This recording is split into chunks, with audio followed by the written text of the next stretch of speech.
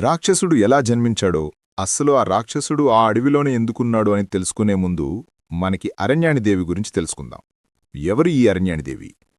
పార్వతీదేవి కల్పవృక్షం వద్ద నిలబడి అడవులను రక్షించగల శక్తిని కోరుకుంది. అప్పుడు శివుడి స్పర్శ లేదా కోరిక ఫలితంగా ఆ కల్పవృక్షం నుండి అత్యంత సౌందర్యమంతురాలైన కన్యక ఉద్భవించింది.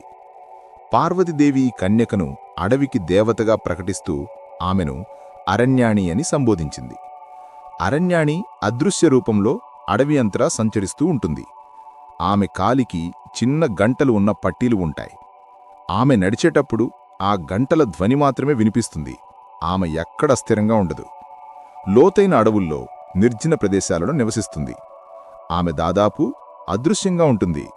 కాని ఆమె చుట్టూ ఉన్న గడ్డి పురుగులు మరియు కీటకాల అరుపులు, అలాగే చెట్ల ఆకుల కదలికల ద్వారా ఆమె ఉనికిని గుర్తించవచ్చు. ఆమె అడవిలో నృత్యం చేయడానికి ఇష్టపడుతుంది. వనరాసుల్ని సంతోషంగా ఉంచుతుంది. ఇప్పుడు మనం రాక్షసుడు ఎలా పుట్టాడో తెలుసుకుందాం. ఒక ఊర్లో శేఖర్ అనే అతను ఉండేవాడు. అతను మధ్యతరగతివాడు. అతను నెమ్మదిగా వ్యాపారం చేయడం మొదలుపెట్టాడు. వ్యాపారం మంచిగా సాగుతుంది. తనకి ఉండే అప్పులు తీర్చేశాడు. ఆ వ్యాపారం ఇంకా పెద్దది చేశాడు. అలా కొన్నేళ్లకి అతను పెద్ద బిజినెస్ మ్యాన్ అయ్యాడు. శేఖర్ మధ్యతరగతి నుండి కోటీశ్వరుడయ్యాడు. అప్పటి నుండి తనలో అహంకారం పెరిగింది. ఈ ఊర్లో నన్ను మించినోడు లేడు, నాలా డబ్బులున్నవాడు ఎవడూ లేడు, నేనే కోటీశ్వరుణ్ణి అని ఆ ఊరి వాళ్ళని పట్టించుకోవడం మానేశాడు. మధ్యతరగతి వాళ్ళని, అలానే పేదవాళ్ళని చిన్నచూపు చూసేవాడు. అదే ఊర్లో ఉంటున్న హరిచంద్రకి నచ్చలేదు. శేఖర్ ఇంత ముందు వరకు ఉన్నట్టు లేడు. తనకి డబ్బు రాగానే అహంకారం పెరిగిపోయింది అని హరిచంద్ర అనుకుంటాడు. శేఖర్ భార్య అయిన శ్రావణికి 9 నెలలు గర్భిణి అని హరిచంద్రకు తెలిసింది. హరిచంద్ర వాళ్ళ భార్య అయిన లక్ష్మితో చెప్తాడు. శేఖర్ వాళ్ళ భార్య గర్భిణీ స్త్రీ అని తెలిసింది. నువ్వు వాళ్ళింటికి వెళ్ళి తనని పలకరించి తనకి తెలియకుండా తన జుట్టు వెంట్రుకలు కొన్ని తీసుకురా అని చెప్తాడు. తన జుట్టు వెంట్రుకలు ఎందుకండి అని లక్ష్మి తన భర్త అయిన హరిచంద్రని అడుగుతుంది. నేను చెప్పింది చెయ్యి, ఇంక మాట్లాడుకు అని శేఖర్ లేని సమయాన లక్ష్మిని శేఖర్ వాళ్ళింటి దగ్గర తీసుకెళ్లి లక్ష్మిని అక్కడ విడిచి హరిచంద్ర వెళ్ళిపోతాడు. శ్రావణి బావున్నావా అని లక్ష్మి అడుగుతుంది. బావున్నా కాని శ్రావణి అంటుంది.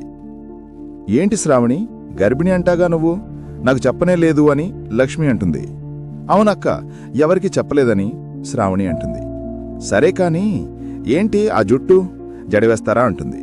సరే అక్కని శ్రావణి లక్ష్మితో జడవేయించుకుంటుంది. లక్ష్మి జడవేస్తూ నెమ్మదిగా మాటల్లో పెట్టి కొంచెం జుట్టు వెంట్రుకలు తీసింది.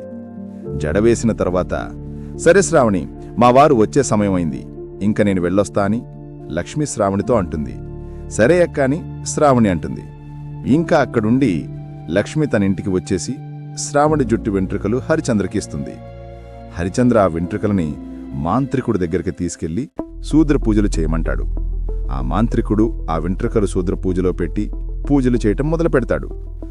శ్రావణికి పెయిన్స్ రావటం మొదలైంది. ఆ పెయిన్స్ ఎలా ఉన్నాయంటే వాస్తుపోతున్నట్టుగా ఉన్నాయి. అలా రావటం వల్ల శ్రావణి పట్టించుకోలేదు, లైట్ తీసుకుంది. మాంత్రికుడు బొమ్మను పెట్టి సూదితో గుచ్చేవాడు. అది ఎలా అంటే కడుపు భాగంలో గుచ్చి తీసేవాడు. అందుకే శ్రావణికి పెయిన్స్ వాస్తుపోతున్నట్టుగా ఉండేది. ఆ మాంత్రికుడు ఆ సూదిని కడుపు భాగంలో గుచ్చేసి వదిలేశాడు. అలా ఉంచడం వల్ల శ్రావణికి పెయిన్స్ కంటిన్యూగా రావడం మొదలైంది. ఆ పెయిన్స్ గర్భిణీ నొప్పులు అనుకుంది. శ్రావణి అరవటంతో పనిచేసుకుంటున్న శేఖర్ వెంటనే పరుగులు తీసి శ్రావణి దగ్గరికి వచ్చాడు. శ్రావణిని అడుగుతాడు, ఏమైంది శ్రావణి, ఏమైంది అని. ఏవండి, నొప్పిగా ఉంది, త్వరగా హాస్పిటల్కి తీసుకెళ్ళండి అని అంటుంది. వెంటనే శేఖర్ డ్రైవర్ని పిలిచి కారు తీయమని చెప్పి శ్రావణిని కారు మీద తీసుకెళ్తారు. వాళ్ళ ఊర్లో హాస్పిటల్ ఉండగా శేఖర్ సిటీకి పోనీయు అని డ్రైవర్కి చెప్తాడు. ఎందుకు సార్, మన ఊర్లోనే హాస్పిటల్ ఉంది కదా అని డ్రైవర్ అంటాడు. దేయ్, అలాంటి హాస్పిటల్ మీలాంటి చిన్నవాళ్ళకి రా, మాలాంటి పెద్దవాళ్ళకి సిటీలో మంచి హాస్పిటల్ ఉన్నాయి, నువ్వు సిటీ పోనివని శేఖర్ అంటాడు. సార్, హైవే రోడ్ నుండి వెళ్తే 3 గంటల సమయం పడుతుంది సార్ అని డ్రైవర్ అంటాడు. అడవి మార్గం నుండి పోనివని శేఖర్ అనగా, సార్ ఈ సమయంలో ఆ మార్గం నుండి వెళ్లడం మంచిది కాదు సార్ అని డ్రైవర్ చెప్తాడు. నాకు నువ్వు సమాధానం చెప్పకు, నేను చెప్పిందే చెయ్యి నువ్వు అని శేఖర్ డ్రైవర్తో అంటాడు. ఇంకా చేసేదేమీ లేక డ్రైవర్ మాట్లాడకుండా అడవి మార్గం నుండి పోనిస్తాడు. మాంత్రికుడు ఒక నెగిటివ్ ఎనర్జీని బొమ్మ పొట్టలోనికి ప్రవేశపెడతాడు. శ్రావణికి కడుపులో పిల్లవాడు కదులుతున్నాడు. శ్రావణి నొప్పులు భరించలేకపోతుంది. ఆ కార్ అడవి మధ్య మార్గంలో ఉంది. మాంత్రికుడు ఆ బొమ్మకి గుచ్చిన సూదిని వేగంతో లాగేస్తాడు. వెంటనే శ్రావణి కడుపు పగిలి ఆ కడుపు నుండి ఒక రాక్షసుడి వస్తాడు. శ్రావణి కడుపు పగలడంతో చనిపోతుంది. ఆ కడుపులో నుండి వచ్చిన రాక్షసుడు శేఖర్ని అలానే డ్రైవర్ని చంపేసి అడవిలోకి వెళ్ళిపోతాడు. ఆ అడవిలో పట్టిలు శబ్దాలు వినిపిస్తాయి. ఆ పట్టిలు శబ్దాలు ఎవరివో కాదు. మీకు స్టార్టింగ్లో అరణ్యాన్ని గురించి చెప్పానుగా, ఆ అరణ్యానివే పట్టిలు శబ్దాలు. రాక్షసుడికి ఆ పట్టిలు శబ్దాలు వినిపిస్తున్నాయి, కానీ ఎవరు కనిపించారు. ఎవరో ఇక్కడ ఉన్నారు అని ఆ రాక్షసుడు వెతకడం మొదలు పెడతాడు. ఎంత వెతికినా అరణ్యాన్ని కనిపించదు. ఎందుకంటే అరణ్యాన్ని అదృశ్య రూపం, అంటే తను ఉంటది కాని ఎవరికీ కనిపించదు. ఆ రాక్షసుడు అడవిలో ఉండే జంతువుల్ని చంపి తింటాడు. రాక్షసుడికి రోజు పట్టిలు శబ్దాలు వినిపిస్తాయి, కానీ ఎవరు కనిపించారు. ఇక్కడెవరో ఉన్నారు కానీ కనిపించడం లేదు అని ఎలా అయినా ఆ పట్టిలు శబ్దాలు వచ్చేవారిని కనిపెట్టాలి అన్న కోరిక రాక్షసునిలో మొదలవుతుంది. రోజు వెతుకుతూనే ఉంటాడు. అలా అక్కడే జీవనం గడుపుతాడు. రాక్షసుడు పెద్దవాడైపోయాడు.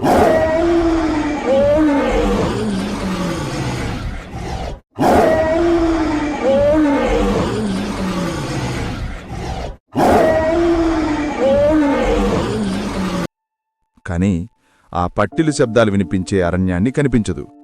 ఆమెను పట్టుకునే వరకు రాక్షసుడు ఆ అడవిని వదిలి మనుషులు ఉండే ప్రపంచానికి రాలేడు. ఇదే రాక్షసుడి కథ. ఇప్పుడు ఆ థియేటర్ మూసేస్తారో లేదో చూద్దాం. చిన్నపిల్లలు భయంతో, పెద్దవాళ్లు గుండెపోటుతో చనిపోయారు అని గవర్నమెంటుకు తెలిసాక ఆ థియేటర్ మూసేయాలో లేక అలానే ఉంచాలని మీటింగ్ పెట్టుకున్నారు. చనిపోయిన వాళ్లు చిన్నవాళ్లు అలానే పెద్దవాళ్లు కాబట్టి 18 ఏళ్లు నిండినవారు చూడాలి, అలానే 50 ఏళ్లు వయసు పైబడ్డవారు చూడకూడదని గవర్నమెంట్ నిర్ణయం తీసుకుంది. ఆ అడవి మార్గం నుండి వెళ్లే 18 ఏళ్ల నుండి 50 ఏళ్లు ఉన్నవారు చూసేవారు. వాళ్లు ఆ రాక్షసుణ్ణి స్క్రీన్ పైన చూసినా తట్టుకునేవారు. ఇలా ఒక అడవిలో అక్కడ ఉండే రాక్షసుణ్ణి లైవ్లో సినిమా వేస్తున్నారని దేశం మొత్తం తెలిసింది. వైజాగ్లో ఉండే మణికంఠ, గణేష్ అనే స్నేహితులు ఆ అడవిదారి నుండి ఆ సినిమా థియేటర్కి వెళ్లి ఆ రాక్షసుణ్ణి చూడాలనే కోరికతో వైజాగ్ నుండి బయలుదేరి ఆ అడవిదారి నుండి వచ్చి ఆ సినిమా థియేటర్లోకి వెళ్లారు. సినిమా చూస్తున్నారు, కానీ రాక్షసుడైతే కనిపించలేదు ఆ సినిమాలో. సరే వస్తాల్లేని చాలాసేపు అలా చూస్తూ ఉంటారు, కానీ ఆ రాక్షసుడు కనిపించలేదు. ఇంకా ఇద్దరికి కోపం వచ్చి, ఇక్కడ రాక్షసుడు లేడు, ఎవడూ లేడు, వీళ్లు చెప్పేదంత నాటకం, కావాలనే క్రియేట్ చేశారని అనుకుని వెళ్ళిపోదామని సీట్ల నుండి లేస్తారు. అప్పుడే ఒక పెద్ద శబ్దం వస్తుంది. సంథింగ్ ఏదో సౌండ్ అని పట్టించుకోరు. వాళ్ళక్కడి నుండి వెళ్తారు. అప్పుడు వెనక నుండి సౌండ్స్ వస్తాయి. వీళ్ళిద్దరూ వెనక్కి తిరిగి చూస్తారు. రాక్షసుడు ఉంటాడు. ఆ రాక్షసుని చూసి భయంతో అలా ఉండిపోతారు. వాళ్ళని తినేస్తాడు. ఇదంతా చూస్తున్న థియేటర్ మేనేజర్ కాల్ చేసి జరిగిందంతా గవర్నమెంట్ ఆఫీసర్కి చెప్తాడు. వెంటనే ఆ రాక్షసుడు ఆ మేనేజర్ బుర్ర తీసేస్తాడు. థియేటర్ అయితే ఆ రాక్షసుడు ఉండే అడవికి కొంచెం దూరంలో ఏర్పాటు చేశాం, కానీ ఆ అడవి మొత్తం రాక్షసుడు ఉండే ప్రదేశమే అని గుర్తించి ఆ సినిమా థియేటర్ను శాశ్వతంగా మూసేస్తారు. అలానే ఆ అడవిదారి నుండి వెళ్తే ప్రజలకు మంచిది కాదు అని ఆ అడవిదారిని కూడా మూసేస్తారు. ఈ స్టోరీ మీకు నచ్చినట్లయితే మన ఛానల్ని సబ్స్క్రైబ్ చేసుకోండి. అలానే మీ ఫ్రెండ్స్కి షేర్ చేయండి. ఇలాంటి ఇంట్రెస్టింగ్ స్టోరీస్తో మళ్ళీ వస్తా.